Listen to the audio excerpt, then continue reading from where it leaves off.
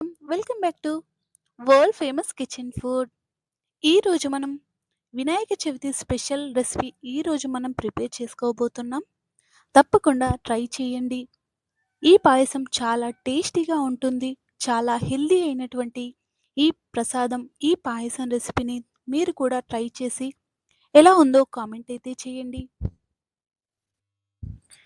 ఇక మనం ఈ ఎంతో రుచికరమైనటువంటి పాయసాన్ని ఒక్కసారి తిన్నారంటే మళ్ళీ మళ్ళీ తినాలనిపిస్తుంది. ఎందుకంటే అంత అద్భుతంగా, అంత రుచిగా, అంత టేస్టీగా కూడా ఉంటుంది కాబట్టి మీరు కూడా ఈ పాయసం మీ ఇంట్లో ప్రిపేర్ చేసుకోండి. ఇక ఈ పాయసం ఎలా ప్రిపేర్ చేసుకోవాలో ఇప్పుడైతే తెలుసుకుందాం. దీనికోసం ముందుగా మనమైతే ఒక గిన్నె వంతుగా నేనైతే ముందుగానే నానబెట్టి మినపపప్పునైతే ఉంచుకున్నాను. ఇలా మినపప్పుని ఒక గిన్నె వంతుగా తీసుకొని అందులో 4 గిన్నెల వంతుగా వాటర్‌నైతే వేయండి. ఇది చాలా హెల్తీ అయినటువంటి రెసిపీ. తప్పకుండా ట్రై చేయండి. పాయసంగా తిన్నా బాగుంటుంది. ప్రసాదంగా తీసుకున్నా బాగుంటుంది. ఇక చాలా సన్నగా ఉన్నవారు కూడా ఈ పాయసం వీక్లీలో 2 టైమ్స్ తిన్నా 1 ఇయర్ లోపే తప్పకుండా మీరు లావవుతారు. చాలా హెల్తీ అయినటువంటి రెసిపీ. ఇక ఆ తర్వాత అదే గిన్నె వంతుగా సగ్గుబియ్యం అయితే తీసుకోండి. కొద్దిగా తక్కువగా సగ్గుబియ్యం తీసుకోండి. ఇక దానికి సరిపడా వాటర్ 2 గిన్నెల వంతుగా తీసుకోండి. ఇవన్నీ వేసి చక్కగా ఉడికించుకోవాలి. ఇక ఆ తర్వాత సగం గిన్నె వంతుగా మినపప్పుని సెపరేట్ చేసుకొని మిక్సీ జార్‌లో వేసుకోండి. ఇక ఆ తర్వాత బెల్లమైతే మీరు తినేదాన్ని బట్టయితే వేసుకోండి. నేనైతే చాలా తక్కువగా వేశాను. ఇక దీనినైతే ఇలా పేస్ట్ లాగా చేసుకొని పక్కన పెట్టేసుకోండి. ఇది చాలా హెల్తీ అయినటువంటి రెసిపీ.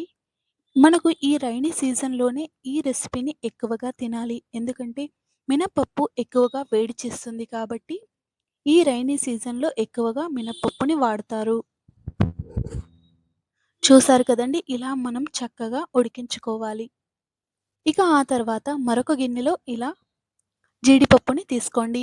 ఒక గిన్నె వంతుగా జీడిపప్పుని కొద్దిగా తక్కువగా వేశాను.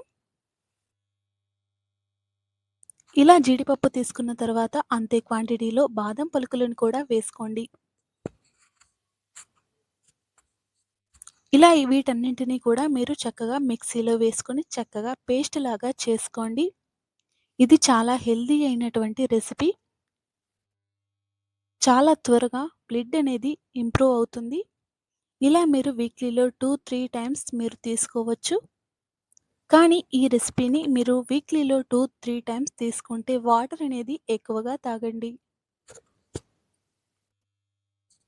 ఇక ఆ తర్వాత ఈ పేస్టులన్నీ కూడా మీరు ఇందులో వేసేసుకోండి.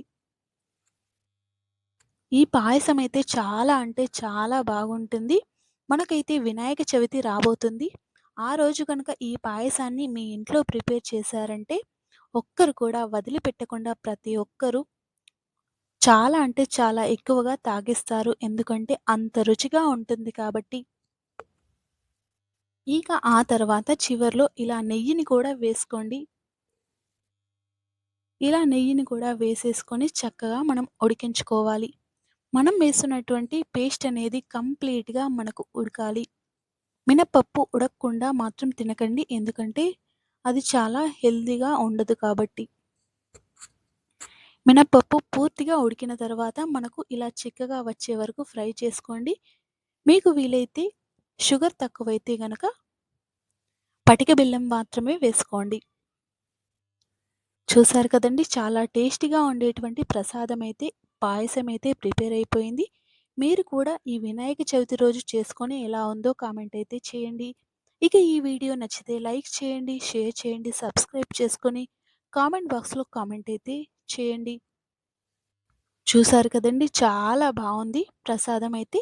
ఈ పాయసాన్ని చూస్తేనే నోరూరిపోతుంది. తినేయాలనిపిస్తే ఇంకెందుకు ఆలస్యం వెంటనే మీ ఇంట్లో ఇప్పుడే ఈరోజే ప్రిపేర్ చేసుకోండి. ఎలా ఉందో తప్పకుండా కామెంట్ అయితే చేయండి. ఇక మా వీడియోనైతే మీరు పూర్తిగా చూసినందుకు ధన్యవాదాలు. థ్యాంక్ యూ అండి. Thank you friends.